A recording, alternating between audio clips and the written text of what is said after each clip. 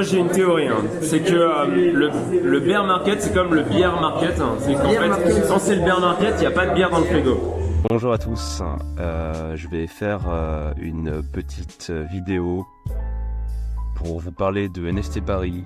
NFT Paris, bon, je pense que c'est un des événements du Web3 francophone et même international dans lequel il faut être. Malgré certaines critiques qu'on pourrait faire, une critique constructive pour les équipes d'Orgas, si jamais vous regardez la vidéo, notamment au niveau des commodités, j'ai trouvé, c'est-à-dire que en se mettant dans la position de... Je commence par les choses critiques et ensuite je parlerai de tout ce qui était super, parce que vraiment ça a été super, on a fait des très belles rencontres, etc. et j'ai développé ça par la suite.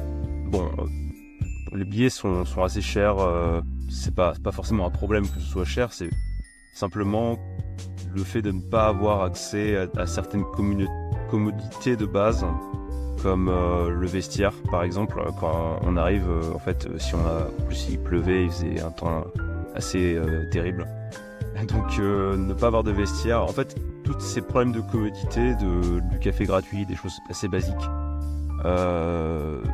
ou de l'eau, enfin voilà, des choses comme ça. C'est les stands, les exposants qui ont pallié à ces problèmes-là. Donc on a manqué de rien, contrairement à l'année dernière où il y avait vraiment un problème au niveau de la bouffe, je crois. Mais en fait, c'est les exposants qui ont apporté l'animation, qui aurait pu manquer du coup sur l'animation. Je sais qu'il y a par exemple les danseuses en échasse de Wogala qui étaient là. Ça, c'est sympa, ce genre d'animation là, où la mascotte un peu dégène, même sur les mêmes, enfin voilà, ce personnage là qui dansait un peu, ce genre de truc qui donne de l'animation, qui font vivre l'événement. Évidemment, les exposants en fait participent à l'animation, c'est normal, c'est pour tous les salons comme ça. S'ils font un stand aussi particulier, une expérience immersive, ce genre de choses. Mais l'organisateur, bon, c'est un sacré boulot déjà d'organiser un événement comme ça, mais ce que je veux dire, c'est que l'organisateur peut aussi proposer des animations, prévoir, comme ça avait été fait par le Metaverse Summit en 2022, par exemple, une déambulation. Il y avait une déambulation de danseurs. Moi j'avais trouvé ça super original. Voilà, donc pour moi c'est un événement qui encore manque d'âme. Et il y a des choses à faire. On a parlé avec Lucie de Peach Farmer. Eux, ils ont un projet de laser game.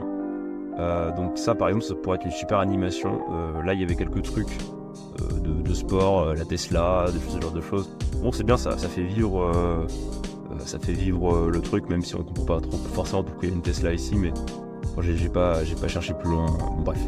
En tout cas, c'est pas grave, ça fait de l'animation, c'est bien, ça fait vivre le salon, et au-delà de ça, c'était un très beau salon.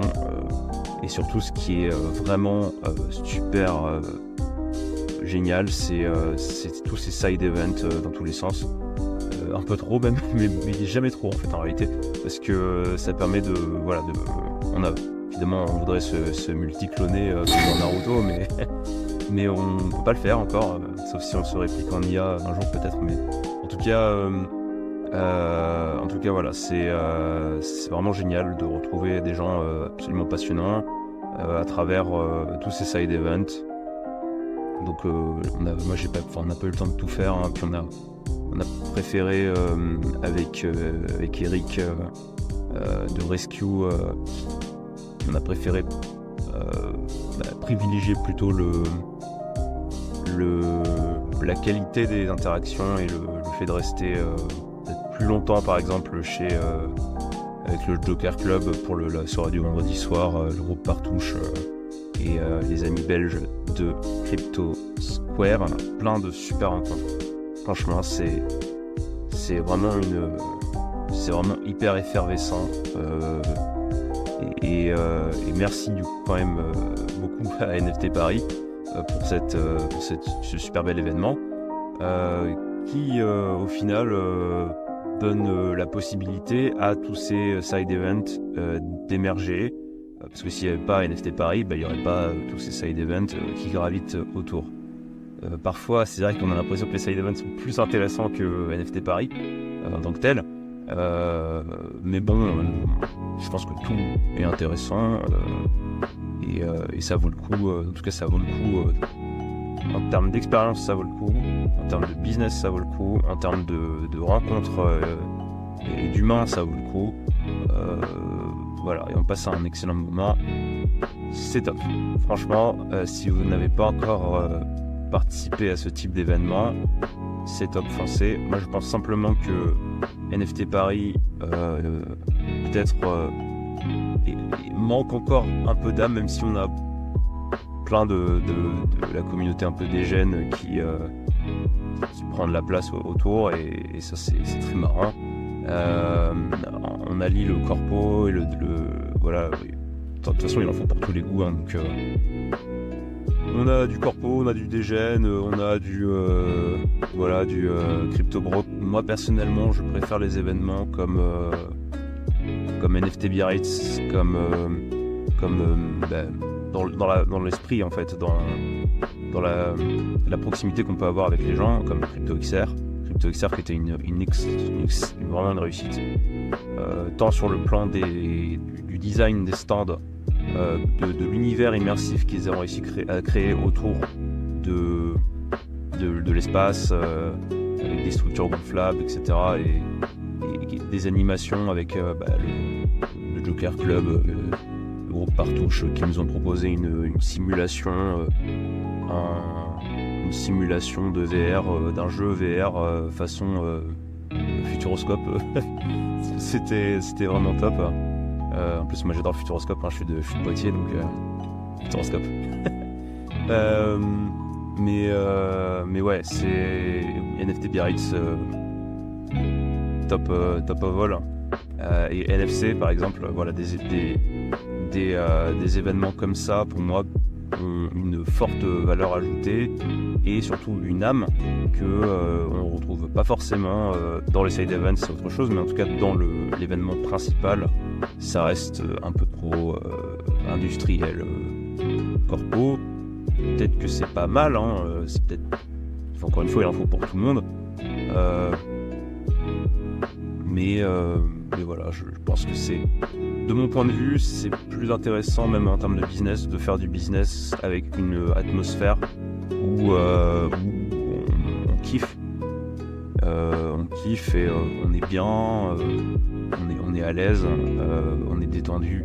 Et ça, on a de l'espace. Donc là, il y a de l'espace pour discuter, mais voilà, ça manque encore, je pense, d'animation, de plus de convivialité, etc. Il y a quelque chose à trouver à ce niveau-là, mais de toute façon, en fait, on a de tellement passionnantes interactions avec tout le monde en permanence que c'est pas vraiment dérangeant non plus. Voilà, c'est juste une petite remarque comme ça. Voilà, je préfère les événements plus comme NFT Biarritz par exemple, où il y a cette vibe vraiment chill, vraiment. On est là pour faire du business, mais pour aussi apprendre, pour kiffer. Voilà. Donc NFT Paris, c'est très bien. C'était un très bel événement, malgré tout. Merci aux organisateurs, merci à tous ceux qu'on a pu rencontrer. On a Sandbox, très belle soirée chez Sandbox. Le groupe Partouche, très belle soirée aussi. Atomic Halls, très sympa cette soirée. Le WoW Gala aussi était top, j'ai juste pas eu le temps d'y aller. Apparemment aussi il y avait Bright Moment qui était super, pareil, pas eu le temps. On a bien profité, on a fait du très bon networking et maintenant on attaque la suite. Voilà, donc en tout cas si vous voulez plus de renseignements sur le Web3, qu'est-ce que l'industrie de la blockchain, et avoir des insights sur des points de vue sur des startups et des sociétés de cette industrie qui sont en lien avec la thématique que je développe sur cette chaîne, qui est l'intelligence collective, vous êtes au bon endroit sur MetaFox. c'est la chaîne pour ça en fait. On interviewe des builders de l'écosystème à très forte valeur ajoutée et en lien avec l'intelligence collective. Merci à tous et à très vite.